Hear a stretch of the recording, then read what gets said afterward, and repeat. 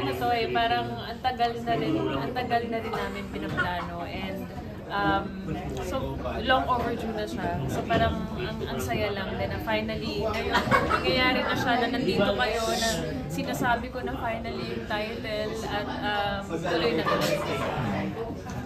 Okay. Sa totoo lang, guys, dalawa kayo ni Rian, napakaganda ng love life. At ang itatanong ko ngayon, kumusta ang love life? Ayun, masaya pa rin. Tuloy-tuloy pa rin ang kaligayahan. And we're very happy na nangyari din to na suportado kami ng mga kanya-kanya naming partners. Like sa akin si David, supportive siya sa mga kung ano man yung ginagawa ko and ng mga decisions ko sa career ko.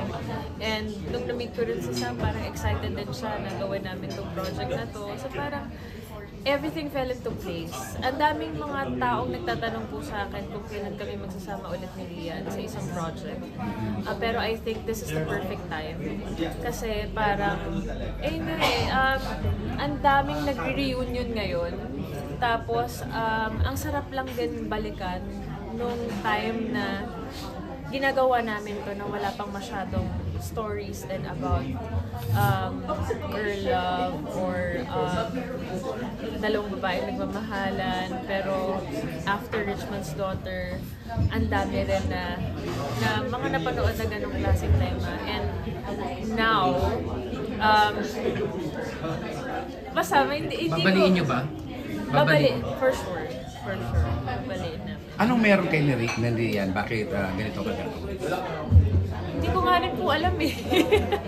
Actually, nag-uusap din kaming dalawa na parang ano bang meron? Parang until now din yung mga supporters natin, yung Rastro is nandyan pa din after 8 years or 9 years na ba? Kasi after TRMP eh, nandyan pa rin sila. Siguro din po dito yung chemistry talaga kapag ka nandun, parang siyang magic na hindi namin siya pinipilit na mangyari, pero nandun. Tapos mahusay na ang si and ang saya nakatrabaho. So kahit ako nag-enjoy din siyang ka-eksena. Ano kaibahan sa TMD at dito? TRMD? Ano ba? May ano siya, hindi siya ganun kabigat. Feeling ko kasi yung TRMD, naging mabigat yung story niya dahil made siya for television. For this film, mas makakapaglaro kami sa genre.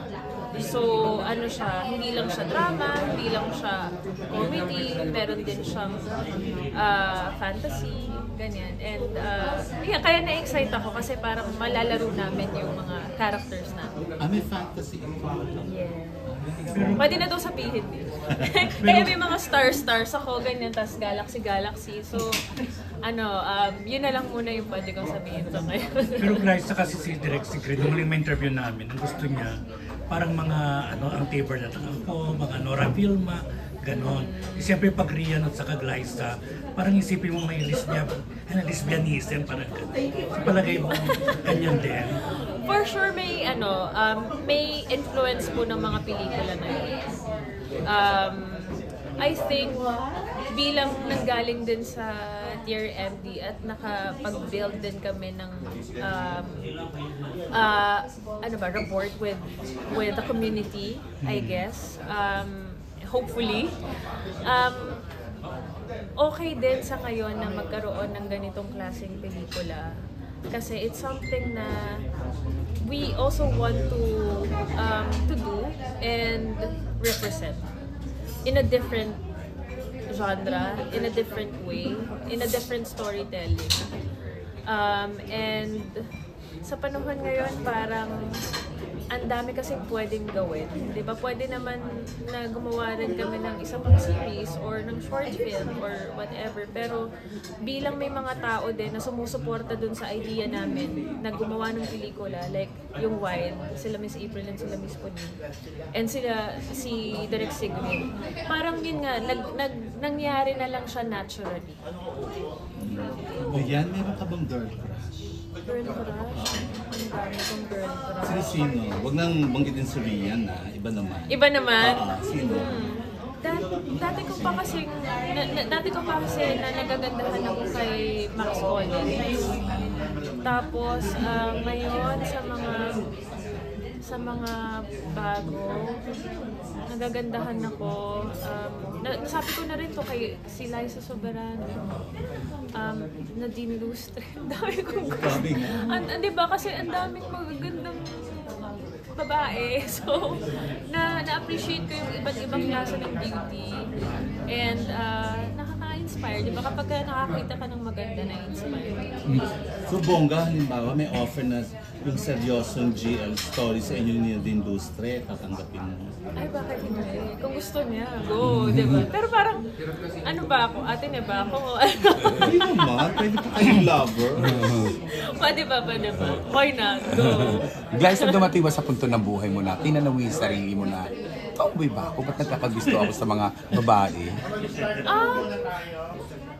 Yeah, I think naturally may ganun ko. Like nung high school ako, meron akong ganyang thinking. Pero to be in a relationship with a woman, hindi ko pa na-try. And parang gusto ko talaga na love ko si David eh. So parang ayun yung comfortable na akong relationship. Pero yeah, dati may questions ako about it. Pero yung preference ko talaga ngayon, syempre si David. Forever naman. Naligawan ka na ng Paula. Yeah, nung high school po. Kaya ako napatanong. Kasi nung nabanggit niyo yan, nag-look back ako, parang hindi nga ako po prepared or hindi ako ready or yung preference ko nga iba. So, hindi naman nabasted. Friends pa naman kami. At wala, medyo hindi na kami nag-uusap pero matagal na yun, high school. Ayun. Thank Thank you.